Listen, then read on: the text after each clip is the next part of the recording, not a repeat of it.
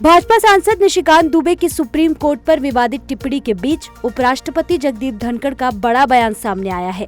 जगदीप धनखड़ ने कहा है कि संसद सर्वोच्च है और निर्वाचित प्रतिनिधि ही संविधान के अंतिम मालिक है, उनसे ऊपर कोई प्राधिकारी नहीं हो सकता। बता दें कि दिल्ली विश्वविद्यालय में आयोजित एक कार्यक्रम में उपराष्ट्रपति जगदीप धनखड़ ने ये सब कहा। अमेरिका और भारत एक नए द्विपक्षीय व्यापार समझौते की तरफ कदम बढ़ा रहे हैं। इसी कड़ी में दोनों ने ट्रेड ऑफ रेफरेंस पर भी घोषणा की है। अमेरिकी व्यापार प्रतिनिधि जेमिसन ग्रीन ने बताया कि दोनों देशों के बीच द्विपक्षीय व्यापार समझौते की मदद से अमेरिकी वस्तुओं के लिए नए बाजार खुलेंगे और अमेरिकी श्रमिकों को होने वाले नुकसानों से बचा जा सकेगा। इससे दोनों देशों के व्यापार में संतुलन स्थापित होगा। इसके लिए एक रोड मैप भी तैयार हो गया है।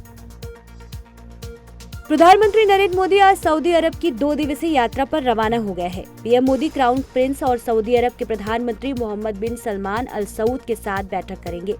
इस दौरान भारतीय तीर्थयात्रियों के लिए कोटा सहित हज से संबंधित मुद्दों पर भी चर्चा होगी।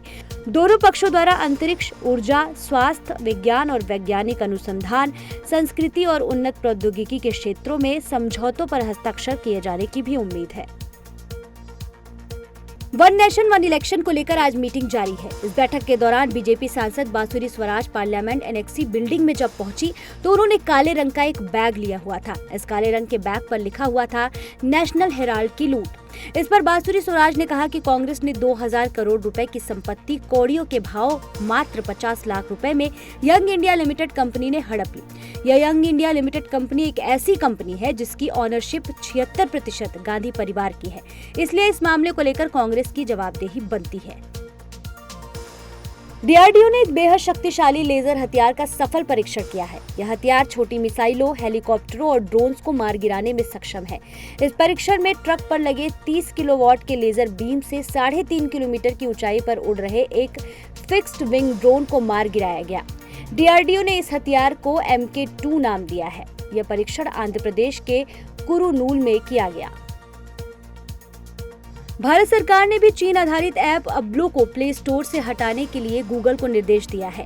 दरअसल चीनी ऐप अब्लो में जम्मू कश्मीर और लद्दाख को गलत तरीके से दिखाया गया, साथ ही लक्षद्वीप को भारत के मैप से पूरी तरह से गायब कर दिया। वहीं अब तक एप्पल के ऐप स्टोर से अब्लो ऐप को हटाया जा चुका है। बता दें कि भारत सरकार सुरक्षा कारणों की वजह से पहले भी कई चीनी ऐप्स पर बैन लगा चुका है।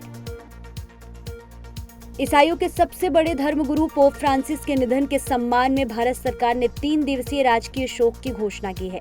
गृह मंत्रालय ने एक बयान में कहा कि पोप फ्रांसिस का 21 अप्रैल को निधन हो गया। उनके सम्मान में पूरे भारत में 3 दिवसीय राजकीय शोक रखा जाएगा।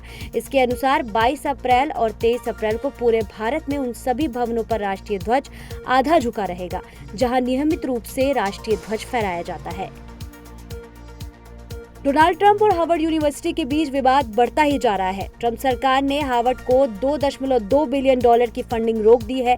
इसका हार्वर्ड ने भी करारा जवाब देते हुए ट्रंप सरकार के खिलाफ केस कर दिया है।